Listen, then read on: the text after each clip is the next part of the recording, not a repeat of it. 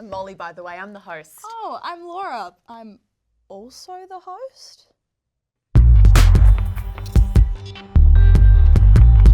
Hello and welcome to season 13. I'm Molly. And I'm Laura. The Struggle is back with a new season and groundbreaking changes, breaking barriers with not one, but two white women as your hosts. Australian media at its most diverse. We've even gone as far as to put a redhead on screen. It's fake. Thank God.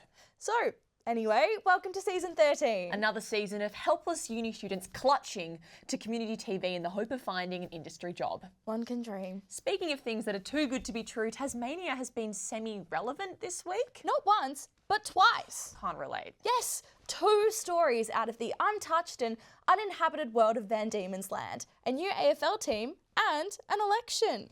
We cross now to our Tasmanian reporter Toby to speak with what would have been a very tired Jeremy Rockcliffe after his Liberal government succeeded in their re-election bid on Saturday. Like many other Tasmanians, in between kissing my cousin and banging rocks together, I'll sometimes check the news. The last time I checked the news though, it turned out an election had happened. So, I went out to talk to people to find out what they thought about it. So, who should I vote for in the election? No clue. This election, the Australian election? The Tasmanian one. Who knows? I don't know. Good question. There's no information. Do you think that the Liberals have a chance to win? No idea.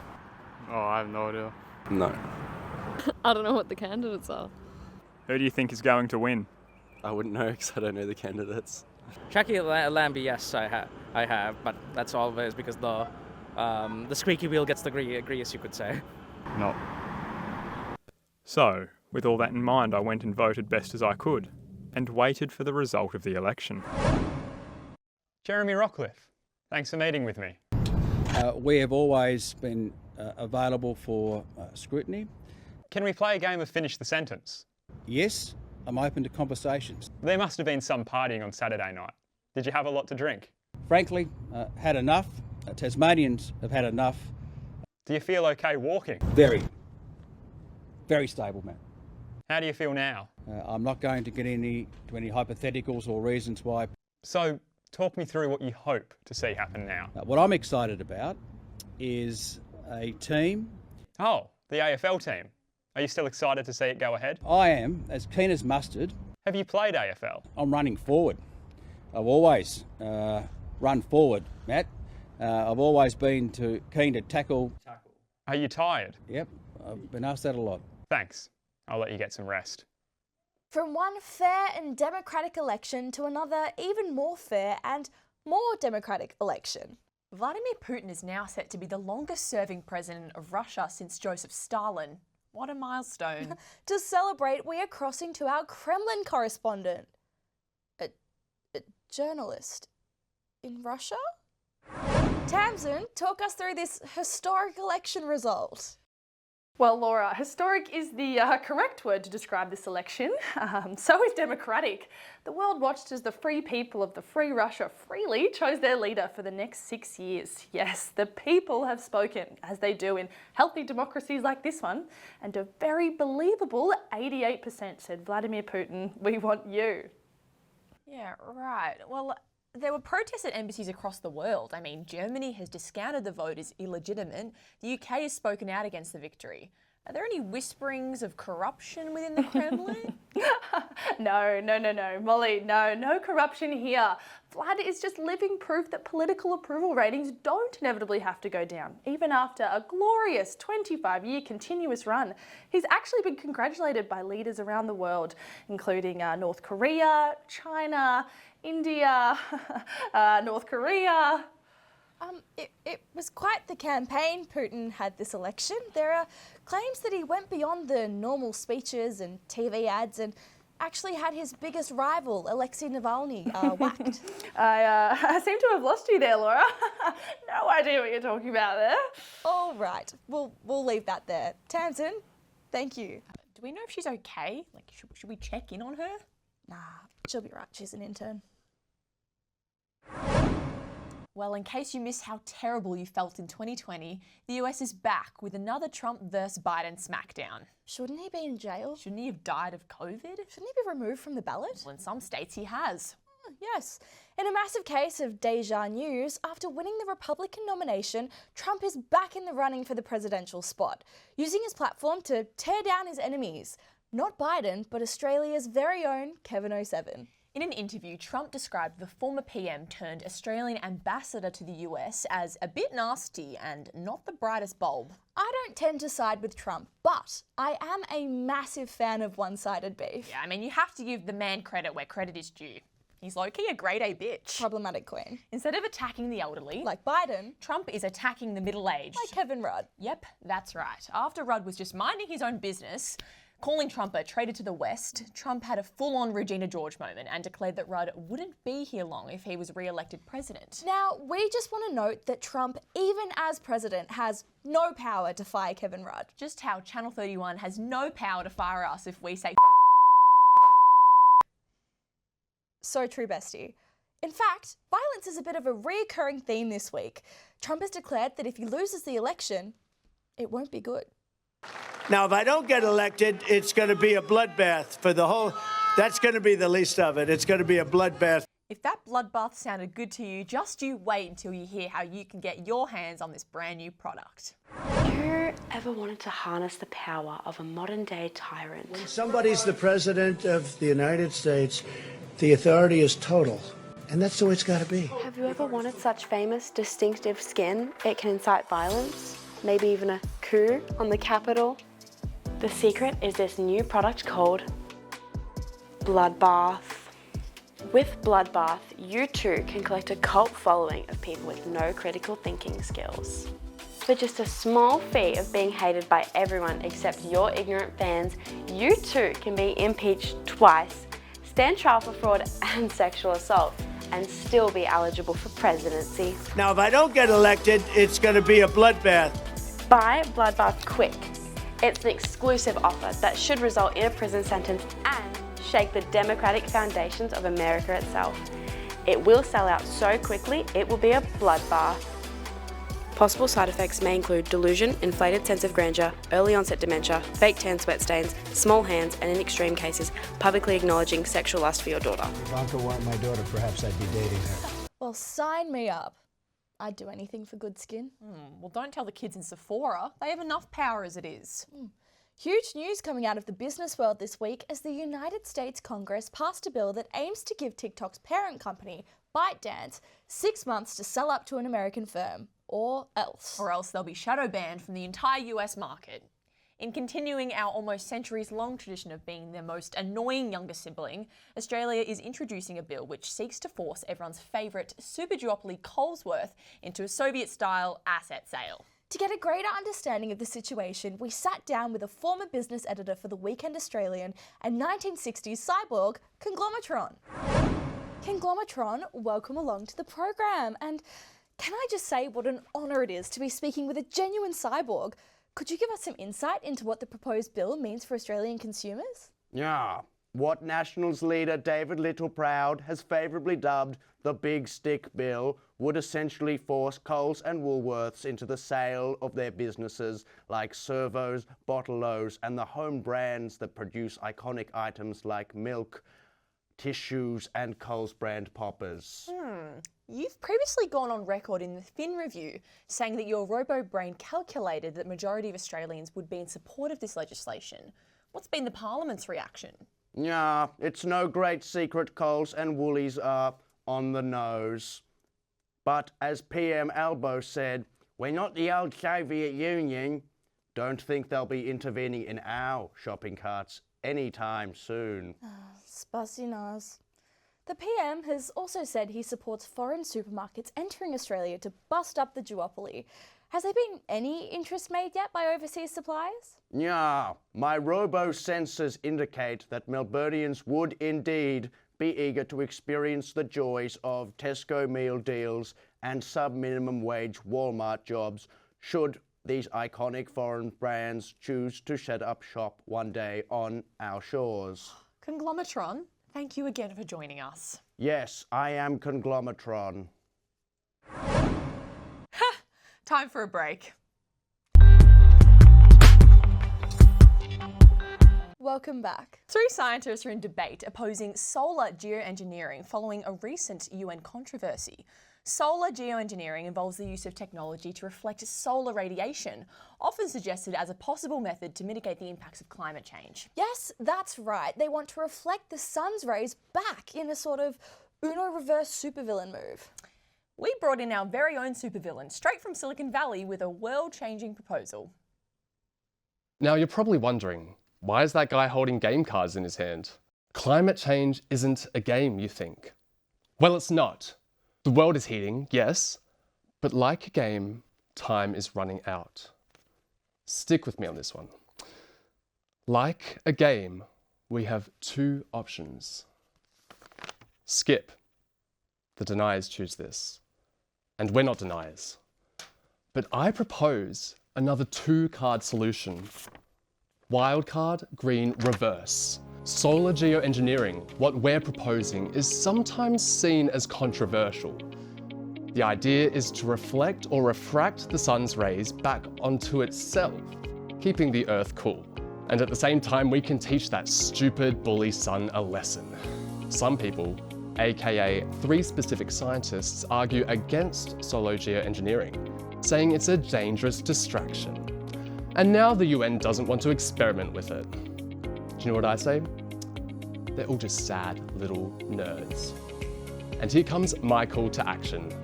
We need you, all of you, to hold up mirrors to the sun to begin this refraction process ourselves. But not any old mirror. My company can sell you these scientist-approved mirrors for just $500 each. I know it seems like a lot, but it's a short-term pain for the climate change campaign.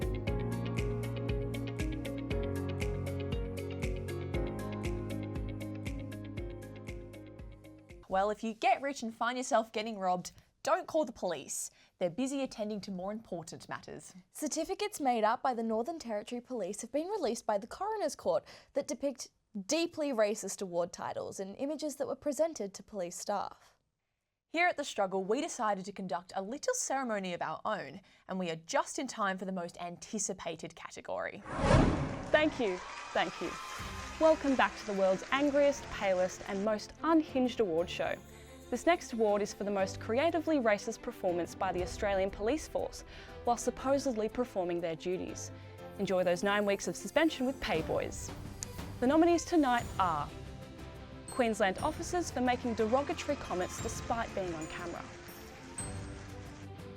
Victoria Police for using its media unit to tell the public this officer wasn't flashing a white power sign at the protest.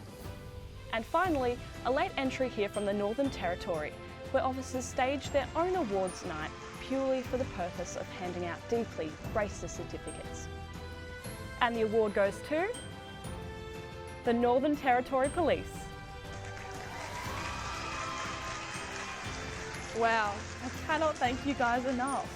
As you know, I'd been working on those certificates for a really long time, which allowed me to deeply understand and appreciate the message that I was creating. This road isn't for everyone, but those who know me know that this is a great passion of mine. I treat this like my job. And of course, I couldn't have done it without the rest of the NT crew, but more importantly, my parents. Thank you for raising me in such a way that these ideas flow naturally and have such a big impact on our nation. Thank you. Disappointed, but not surprised. Now, on to fashion crimes. The AFL has revealed the new Guernsey for the Tasmania Devils team, and whoever is responsible needs to be severely dealt with. Yuck.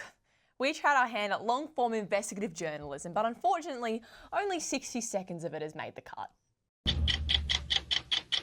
Last week marked a pivotal moment in Tasmanian sporting history as it was revealed that for the first time the state will have a team in the national competition.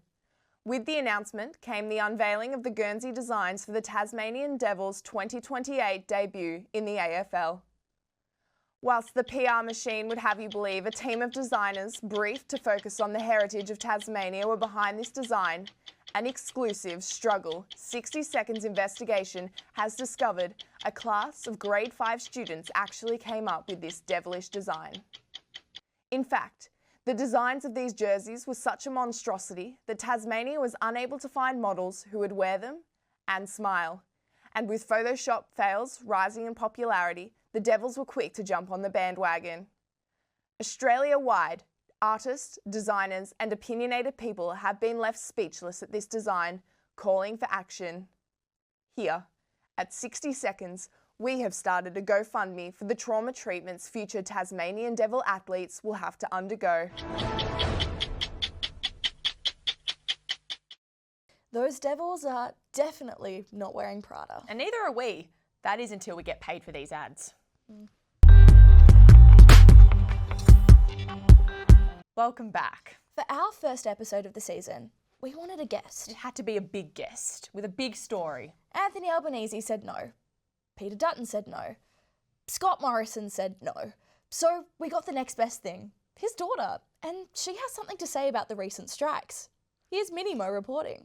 Hi, I'm Lily, and as a daughter of a man who works, I understand the economy. So someone tell me why Monash University tutors, Victorian Ambrose and airport firefighters are striking. It's annoying, and worse, it's inconvenient.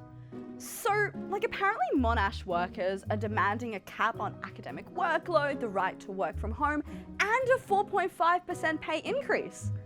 Maybe if you accepted more students, especially those who are willing to pay up front, like my daddy, you wouldn't be having these issues. Or, hot take, get another job if you want more money. My dad, self-appointed as Minister for Industry, Science, Energy and Resources, Minister for Home Affairs and the Department of Treasury, all while being PM. And did you see him striking? No. He had 5 extra ministries that no one knew about. Did you see him complaining he had no money? No. Literally, what are people not understanding about this? It's basic economy. If you're that unhappy at work that you're finding a stupid excuse like a strike to not be there, maybe just retire? My dad's done that too on a huge pension, and once again, you don't hear him complaining about it. I don't know why people are finding this so difficult. And I don't know, the airport firefighters that are striking during the Easter break, if you really cared about helping people and saving people from plane fires, you'd actually want them to get to their Hawaii holidays. Fires or not, the people deserve the right to take a well-earned break. And you know, my dad doesn't hold a hose. That's one thing he simply doesn't do. Just anyone really suck it up. If you deserved more money, you'd have it. So don't go around ruining everyone else's fun just because you're poor. Let's keep these good vibes going and turn to our girls, gays and theys correspondent to give us the weekly rundown on what has been happening in the minds of the most annoying demographic. Do they have a name? No, this is their entire identity. Okay then, off to you, GGT. Hello. This week in news for the girls, gays and theys, Major T with fact-checking. Yes, that's right, fact-checking. What does this have to do with us, you ask? Well, everything apparently. The ABC have just pulled the plug on their fact-checking program with RMIT. This is all due to a controversy involving themselves and Sky News last year during the lead-up to the Voice referendum. Sucked in RMIT. Still not understanding why this is so relevant to us? Well, my girlies, it is so relevant because who's going to protect us from conservative straight white males now? Who is going to put those bigots down when they come for us? Who is going to shut down the false narratives? ABC, if you're listening, don't do this. Save us from the bigots and their false homophobic lies and misinformation. Save us from Joe Rogan and his attempted wellness era. The bowling ball impersonator has discovered poppers, aka jungle juice, aka my breakfast, and is calling it the latest cause of AIDS. Oh, that's not... Anyways, the chemical, often found in the hands of a partygoer on a club dance floor or on the bedside table of a gay man trying to have a good time, is liked for its ability to provide said user with a bit of a head rush, or muscle relaxation, if you're pulling out what I'm putting in. Where are the receipts, Joe? It's common sense that you can't contract an autoimmune disease from a chemical. And I also know for a fact that I don't have AIDS. I literally got tested last week. Here are my receipts, Joe. Where are yours? And to the ABC, my Pookies, please, I beg you, don't do this. We need you. 1, 2, 3, take all of me. Oh, sorry. The acceptance of Australian student visas has plummeted after the Australian government buckled down with stricter criteria for student applications. This comes after reports of an increase of enrolments in ghost colleges, less than legitimate private colleges that act as a loophole to get a student visa. Our international student investigates. If you have more than 100 followers on Instagram, you can earn $1,000 daily. Want to know how? Watch this video till the end and follow me for more such videos. Now, since I have your attention, let me be practical. Don't feel bad if your visas are rejected. In the past 6 months, 80.9% of student visa applications were granted. That's almost a 5% from the previous year and close to a 10% drop from 2021. It looks like getting a student visa is about as easy as finding a genuine partner on dating apps. It's better to focus on yourself and build your dreams within your country, because everything seems fascinating until and unless you face the reality. If you really dream of making your career abroad, then Australia isn't the place for you. Maybe you can go to Thailand, and Zimbabwe is also an option if you need an adventurous life. And being honest with you, I don't want a competition for myself and want to enjoy the resources. Already many people have migrated here and have made things tough and complicated. And do you really think I'm celebrating every day or going out to the clubs in Australia? Grow up, guys. Jay, we need to leave. We're late for the party. Wait, sorry, what was that? Are you sure? Well, we have breaking news that there is in fact a record third story coming out of Tasmania this week. One valiant soldier has done it again for our Southern Island friends by taking the Museum of Old and New to court, claiming gender discrimination by the art gallery. Yep, the man has taken offence to not being allowed into the exclusive Ladies Lounge performance art piece, which bans men to highlight the decades of discrimination against women. You know, like banning them from public bars, boardrooms, the public service sector after marriage, voting booths, parliament, the Melbourne Club, priesthood. Yet, in a warped crusade for men's rights, Jason Lau is suing the Ladies Lounge's female creator because the poor little guy is missing out. Have you ever been called a stupid white bastard?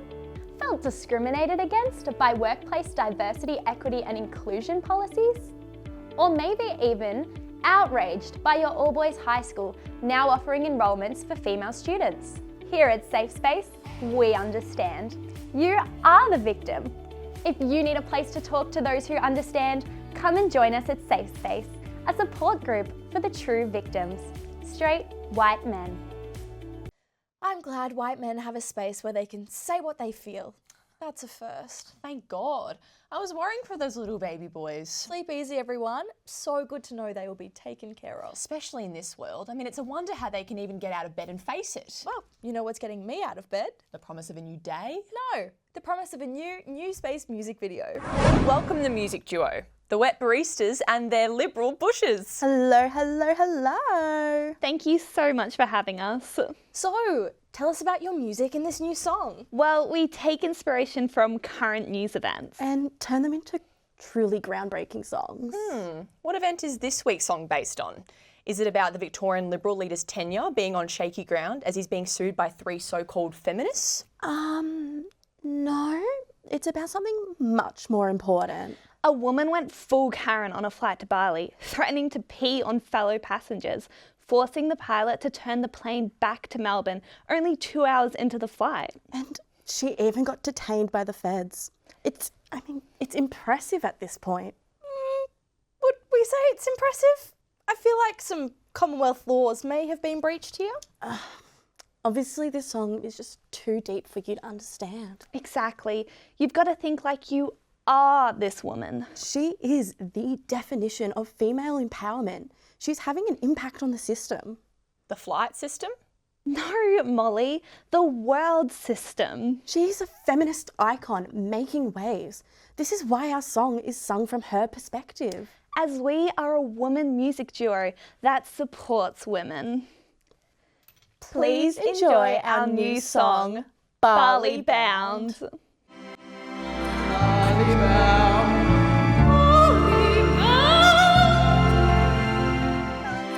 I'm just a woman wandering this earth, and I've only got one heart, but I know my worth. I'm heading off to Bali, 'cause I've been awfully hurt. I hate my life, I hate this town, I hate Melbourne and its grounds.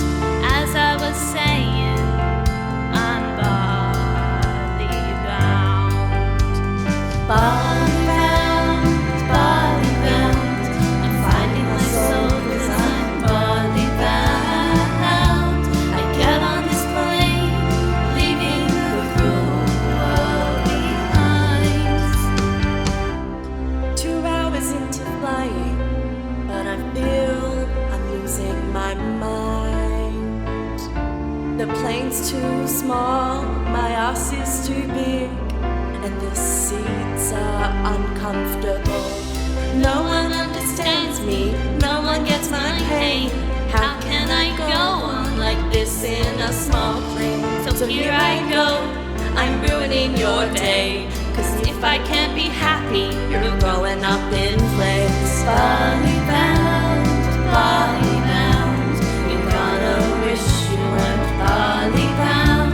I spat in your face, you're too ugly to have on. I smashed in your glasses, I hope you go lines. I threatened to pee on you, I wish I actually did. All passengers deserve to be on death row. I'm no longer Bali bound, the plane has turned back around.